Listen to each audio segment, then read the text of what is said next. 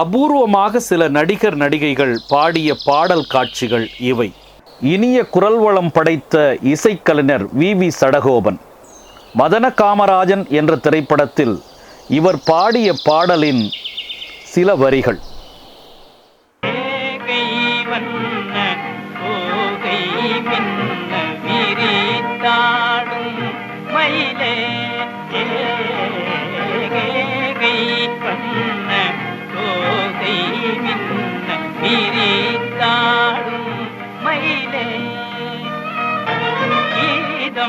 சந்தம் நாதானந்தம் கீதம் சந்தம் நாதானந்தம் எழ பாடும் குயிலே கீதம் சந்தம் நாதானந்தம் எழ பாடும் குயிலே பூதலந்தனில் மனிதனுக்கு சுதந்திர குதூகலமேது உங்களை போலே. பூதலந்தனில் மனிதனுக்கு சுதந்திர குதூகலமேது சுதந்திர குதூகலமேது உங்களை போலே. குதூகலமேது உங்களை போலே. ஏகை வந்த தோகை மின்ன பிரித்தாடும் மயிலே. அந்தேட்ட பெயர் கேட்டிராத சேதி. கண்களை உருட்டி மிரட்டும் வில்லனாக டி.கே. ராமச்சந்திரனை திரையுலக ரசிகர்கள் நன்கு அறிவார்கள்.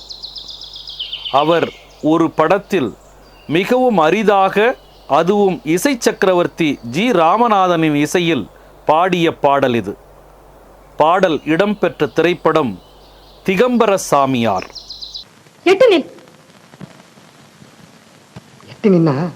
கட்டி பிடிக்கிறது எப்படி?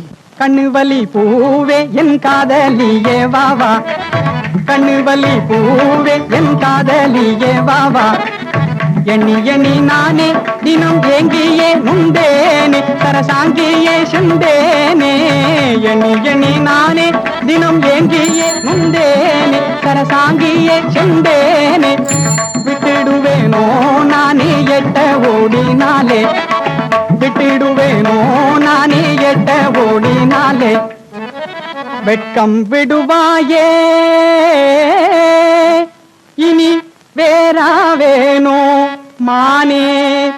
விரும்பியே மனம் செய்திட போகுமோ சிங்கமடி நானே என் தங்கமடி நீயே. சிங்கமடி நானே என் தங்கமடி நீயே. தமிழ் சினிமாவின் பிரபலமான நடிகர் நடிகவேள் எம்.ஆர். ராதா அவர்கள் பாடிய பாடல் பஞ்சபூதம் என்ற திரைப்படத்தில் தன் சொந்த குரலில் முழுமையாக ஒரு பாடலை, அதுவும் பக்தி பாடலை தனக்கே உரிய பாணியில் கிண்டலடித்து பாடியிருக்கிறார் என்பது ஒரு ஆச்சரியமான செய்திதான். பார்வதி பதை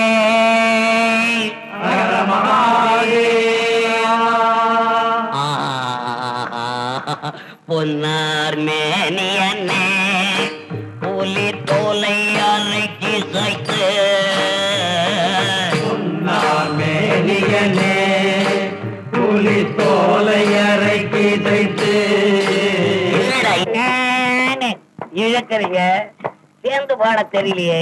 கூட்டு சர்க்கார் சேர்ந்தாதான் இன்னைக்கு நடத்த முடியும் என்ற எண்ணம் வந்தாச்சுடா. அதே மாதிரி பாட்டிலையும் கூட்டு சேர்ந்தாதான் ஒழுங்கா இருக்கும். பாருங்க. பொன்னார் மேனியன்னே புலி தோலை அறைக்கு சைத்து.